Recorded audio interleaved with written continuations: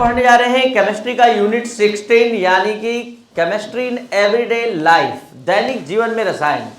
ये वो चैप्टर है जो आपको एहसास करा देगा कि आपका ये सब्जेक्ट आपके लाइफ में कितना ज़्यादा इंपॉर्टेंस रखता है। इसके लिए सभी स्टूडेंट ध्यान से हर एक टर्म को समझने का प्रयास करेंगे और आपको इस क्लास के लास्ट में या आगे के लेक्चर से ये बात स्पष्ट क्लियर हो जाएगा कि आपके लाइफ से आपके केमिस्ट्री का एक बहुत ही गहरा रिलेशन है। आपके लाइफ का कोई भी फील्ड हो, हर जगह केमिस्ट्री आगे बढ़कर आपको साथ देने के लिए तैयार है और आज से भी ऐसे क्लियर हो ही जाएगा। याद होगा जब आप सभी स्टूडेंट जब आप हमारे पास पहली बार 11th क्लास में पढ़ने आए थे तो उस समय भी केमिस्ट्री और केमिस्ट्री का इम्पोर्टेंस समझाए थे और आज यूनिट 16 यानी लास्ट चैप्टर में भी वही कॉन्सेप्ट आपके सामने आ गया इत्तेफाक से। वहाँ भी हमने यही बताया था कि आपको अगर केमिस्ट्री के साथ अपने जीवन का जुड़ाव समझना है तो आप सबसे पहले इस धरती पर जो मुख्य कार्य है एग्रीकल्चर, कृषि, उस पर ध्यान दीजिए। आपको खेती करना है बढ़िया, तो यहाँ पर आप फर्टिलाइजर के रूप में आप यूरिया, इंसेक्टिसाइड, कीटाणुनाशक ये सब का यूज करते हैं। तो ये सभी फर्टिलाइजर या इंसेक्टिसाइड और खाद उर्वरक या फिर कीटाणुनाशक कहाँ से प्राप्त होता है? केमिस्ट्री के ही यौगिकों से प्राप्त होता है। इसके बाद अगर बहुत बढ़िया फसल उपज गया, आप उसका भंडारण करना चाहते हैं तो वहाँ भी प्रिजर्वेटिव्स के रूप में खाद्य सामग्री के संरक्षण के लिए आप बहुत सारा गेहूं में, धान में आप केमिकल मिलाकर रखते हैं ताकि वो सुरक्षित रहे कीट पतंगों से। इसके बाद अगर आपको अपना घर बनाना है तो आपको plaster of Paris, cement, marble, bricks, stones, तो ये सारा चीज़ केमिस्ट्री का ही कंपाउंड है जिससे आप अपना एक अच्छा घर बनाते हैं। इसके बाद यातायात के साधन में आप डीजल, पेट्रोल ये सब यूज करते हैं अपने बाइक में, स्कूटर में, बस में, टैक्सी में। तो हर जगह यहाँ पर देख रहे हैं जो भी फ्यूल्स के रूप में यूज होता है वो हाइड्रोकार्बन्स ही यूज होता है, डीजल या पेट्रोल। उसके बाद हम बात करते हैं युद्ध सामग्री में। युद्ध सामग्री में आपको अगर किसी कंट्री से युद्ध करना है तो वहाँ आपको dynamite, RDX, TNT, atom bomb, hydrogen bomb सब का सब केमिस्ट्री के ही कंपाउंड से मिलेगा। आपको अपना स्वास्थ्य अच्छा रखना है, समय समय पर आपको कैप्सूल, सिरप, इंजेक्शन, एंटीबायोटिक ये सब सारा चीज़ चाहिए। सब कुछ आपको केमिस्ट्री के कंपाउंड से ही मिलना है। अब बात करते हैं आपके मोबाइल और कंप्यूटर वर्ल्ड का। आप जो मेमोरी कार्ड यूज करते हैं जिसको चिप बोलते हैं, सिलिकॉन चिप, वो बना होता है किसी से? सिलिकॉन से। परमाणु संख्या 14 का तत्व है जिसको आप मेमोरी कार्ड बोलते हैं, जहाँ डाटा स्टोरेज करके रखते हैं। तो ये सब केमिस्ट्री के ही एलिमेंट्स हैं। सिलिकॉन जो एटॉमिक नंबर 14 वाला एलिमेंट है जिसका उपयोग चिप बनाने में, मोबाइल के चिप बनाने में होता है। इसके बाद बात करते हैं आपके डेली लाइफ का। आप सुबह उठते हैं, टूथपेस्ट लेते हैं, ब्रश लेते हैं, उसके बाद आप साबुन, शैम्पू ये सब का यूज़ अपने बाथरूम में करते हैं। उसके बाद बाहर निकलते तो मतलब अच्छा परफ्यूम, डिओ ये सब इस्तेमाल करते हैं, बढ़िया क्लॉथ्स पहनते हैं। सब का सब केमिस्ट्री के कंपाउंड से ही प्राप्त होना है। और रात में भी अच्छे नींद के लिए गुड नाइट या और भी सब लिक्विड का यूज़ करते हैं। सब का सब केमिस्ट्री के ही कंपाउंड्स हैं। इसके बाद आपको बता दें कि आपके जीवन के हर एक फील्ड में ये केमिस्ट्री का यूज़ होना ही होना है। और अब आप जो चैप्टर पढ़ने जा रहे हैं ये पूरा मेडिसिन से रिलेटेड है, प्रिजर्वेटिव से रिलेटेड है, खाद्य सामग्री के संरक्षण से रिलेटेड है और कृत्रिम मधुरक से रिलेटेड है। मतलब कुल मिला जुलाकर ये कहा जाए कि केमिस्ट्री आपके जीवन में एक बहुत ही इंपॉर्टेंट रोल अदा करता है। चाहे वो कृषि का क्षेत्र हो, आपको अपना मतलब स्वास्थ्य अच्छा रखना हो, आपको अपना घर बनाना हो, आपको डेली लाइफ का आनंददायक ज़िंदगी बिताना हो, हर जगह केमिस्ट्री बढ़ चढ़कर आपको साथ देता है। अब हम बात करते हैं आपके इस चैप्टर का जिसका नाम है दैनिक जीवन में रसायन। पहला टॉपिक है औषधि। आपको फिर से बता दें कि इस चैप्टर का 3 पार्ट है, 3 भाग है। प्रथम भाग मेडिसिन का है, द्वितीय भाग जो है वो खाद्य सामग्रियों के संरक्षण से संबंधित, यानी जो आप प्रिजर्वेटिव्स यूज करते हैं उससे रिलेटेड है। और तीसरा जो है कृत्रिम मधुरक, आर्टिफिशियल स्वीटनर, जैसे कि आप एस्प्रिन जो मतलब ये, या फिर साइक्रीन जो पपीता में मतलब यूज किया जाता है जो मिठास को बढ़ा देता है, तो इसके बारे में आप पढ़ेंगे।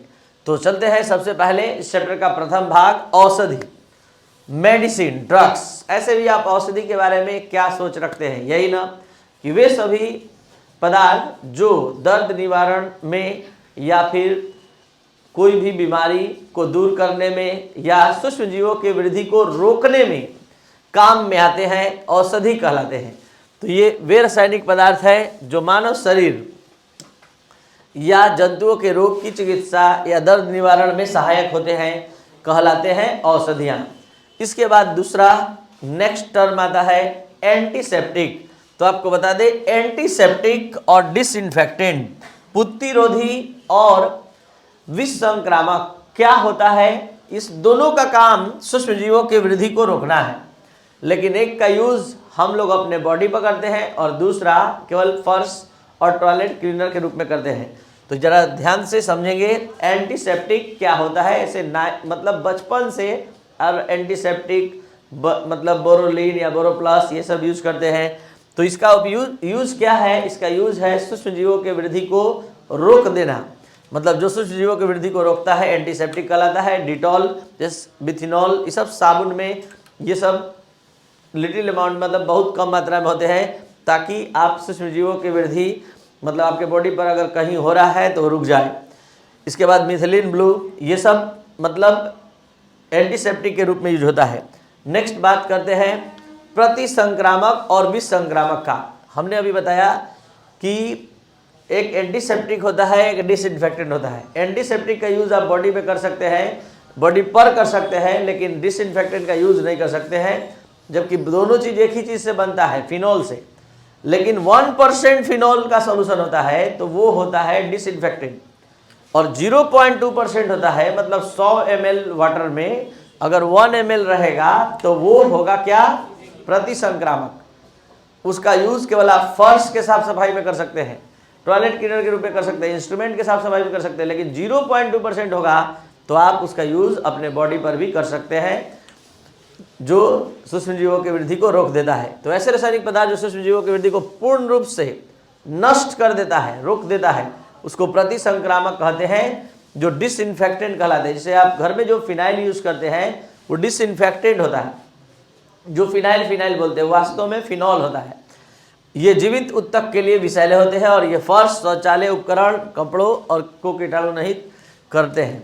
यहाँ दोनों चीज याद रखिएगा, दोनों पॉइंट, कि 1% फिनॉल का घोल प्रतिसंक्रामक ये वाला, और 0.2% जब रहेगा तो एंटीसेप्टिक। नेक्स्ट टॉपिक स्टार्ट हो रहा है दर्द निवारक, एनाल्जेसिक। तो एनाल्जेसिक, एंटीपायरेटिक, दो वर्ड है। एनाल्जेसिक दर्द की दवा के रूप में काम आता है और एंटीपायरेटिक बुखार को कम करने के लिए। तो वे औषधियाँ जो दर्द से आराम दिलाती है एनाल्जेसिक कहलाती है। ये तो जान गए कि एनाल्जेसिक दर्द में काम आता है। अब ये जानिए कि ये एनाल्जेसिक भी दो प्रकार के होते हैं, एक होता है नारकोटिक्स और एक होता है नॉन नारकोटिक्स। नारकोटिक्स और नॉन नारकोटिक्स में क्या अंतर है, अगर असहनीय दर्द है, जैसे कोई ब्लड कैंसर का मरीज होता है या ब्लड प्रेशर का, तो मतलब उसके किसी के बॉडी में असहनीय दर्द होता है जो बर्दाश्त से बाहर होता है, तो उस केस में हम नारकोटिक्स उसको देते हैं। मतलब जो अफीम का उत्पाद होता है, अफीम से बनाया जाता है, मॉर्फिन, हीरोइन, कोडीन, ये सब का प्रोडक्ट होता है, उससे बनाया जाता है, ताकि वो उससे क्या हो, उसका मतलब वो उसका यूज करे तो वो एकदम उसी में मदहोश रहे, उसको दर्द का एहसास ही ना हो। इसके लिए उसको नारकोटिक्स दिया जाता है कि उसको दर्द से कोई मतलब ना रहे और वो अपने दुनिया में मस्त रहे, तो नारकोटिक्स दिया जाता है। और अगर आप दिन भर काम करते हैं, दिन भर का थकान है आपको, या कोई आपके घर पर कोई फंक्शन है, आप दौड़ धूप से पूरा थक गए हैं, थकने से थोड़ा हल्का हरासमेंट होने से आपको फीवर भी आ गया है, तो वहाँ पर आप नॉन नारकोटिक्स यूज करते हैं, तो आपके लिए नॉन नारकोटिक्स है, साधारण मतलब दर्द जिसको बोलते हैं, तो इसमें एस्प्रिन, नोवाल्जिन, नियोप्रोक्सेन ये सब यूज करते हैं। तो इस प्रकार की दर्द निवारक औषधियाँ जो ये थोड़ा थोड़ा बुखार के लिए भी काम करता है, क्योंकि आप ये चीज़ देखे होंगे या फील किए होंगे, कभी कभी ज़्यादा थकान से बुखार भी आ जाता है हल्का सा, और फिर जैसे ही आप सोकर उठते हैं थकान खत्म हो जाता है तो बुखार भी खत्म हो जाता है। तो नॉन नार्कोटिक्स और नार्कोटिक्स दो तरह का होता है एनाल्जेसिक। नार्कोटिक्स असहनीय दर्द के लिए है, और नॉन नार्कोटिक्स थकान या हल्का सा कोई फीवर है तो उसके लिए यूज होता है। और दोनों क्या है, दोनों एनाल्जेसिक है, दर्द निवारक है। तो धीरे धीरे आपका मेडिसिन का नॉलेज धीरे धीरे बढ़ रहा है। पहले आप जाने एंटीसेप्टिक के बारे में, फिर डिसइंफेक्टेंट के बारे में, फिर एंटी एनाल्जेसिक के बारे में, और अब आप पढ़ने जा रहे हैं एंटीपायरेटिक के बारे में। एनाल्जेसिक दो प्रकार का, नार्कोटिक्स और अब एंटीपायरेटिक। एंटीपायरेटिक बुखार या ज्वर नाशक के रूप में काम करता है। ये बॉडी टेम्परेचर अगर सामान्य ताप से अधिक हो जाता है या बुखार ज्वर में काम आता है, तो ये औषधियाँ शरीर के ताप को कम करती है या तेज बुखार को कम करने में काम में आती है, प्रतितापक कहलाती है। और इस शरीर के ताप को कम नहीं करती, जो नॉर्मल टेम्परेचर उसको नहीं कम करता है, केवल जो ज्वर के कारण बुखार मतलब आपका टेम्परेचर बढ़ा है उसको कम करता है। एस्प्रिन, एनाल्जिन, नोवाल्जिन, पैरासीटामोल, ऐसे आप लोगों को ज़्यादा फेमस पैरासीटामोल याद होगा। तो पैरासीटामोल का जान लीजिए कि पैरासीटामोल का पूरा नाम पैराएसिटामाइड फिनोल है। पैराएसिटामाइड फिनोल कैसे है, तो ये देखिए, ये ऑर्थो है, ये मेटा है, ये पारा है। तो ऑर्थो मेटा पारा, ये ऑर्थो, ये मेटा, ये पारा, और यहाँ पर एमाइड अटैच है। ये देखिए एस्टामाइड, एस्टामाइड का एक एच यहाँ से खाली कर दिए और इसको पलट कर लाकर जोड़ दिए, इसको ऐसे जोड़ दिए। तो ये ऑर्थो, ये मेटा और ये पारा, तो ये पैराएसिटामाइड फिनोल है। पैराएसिटामाइड फिनोल को शॉर्ट में हम बोलते हैं पैराएसिटामोल। पारा हो गया, एसिटाम हो गया एसिटामाइड, ओल हो गया फिनोल, पैराएसिटामाइड फिनोल। उसके बाद पैराएस्टिन और उसके बाद एस्प्रिन, ये सब भी बुखार के लिए यूज की जाती है एंटीपायरेटिक के रूप में। तो ये था आपका आज का क्लास, जिसमें आपने antipyretic, analgesic, disinfectant, narcotics, non narcotics और एंटीसेप्टिक के बारे में पढ़ा। अगर आपको अच्छे समझ में आया तो आप सभी स्टूडेंट जल्दी जल्दी कुछ सवाल का जवाब देंगे। वो कौन सी औषधि है जो असहनीय दर्द के लिए यूज की जाती है? नार्कोटिक्स। और बुखार में यूज करने वाली दवा को क्या कहते हैं? एंटीपायरेटिक। और दर्द के लिए एनाल्जेसिक। और एनाल्जेसिक कितने प्रकार की होती है? Narcotics, non narcotics. और अगर बॉडी पर कोई इन्फेक्शन हो जाए या सूक्ष्मजीवों की वृद्धि को रोकना हो तो एंटीसेप्टिक। और फर्स्ट टॉयलेट क्लीनर के रूप में किसका इस्तेमाल करते हैं? प्रतिसंक्रामक, डिसइंफेक्टेंट। ठीक है, तो ये था आपका आज का क्लास। जो भी स्टूडेंट इसको देख पा रहे हैं, आप इस यूनिट 16 को अच्छे से इस क्लास के चैनल से आप कंप्लीट कर सकते हैं और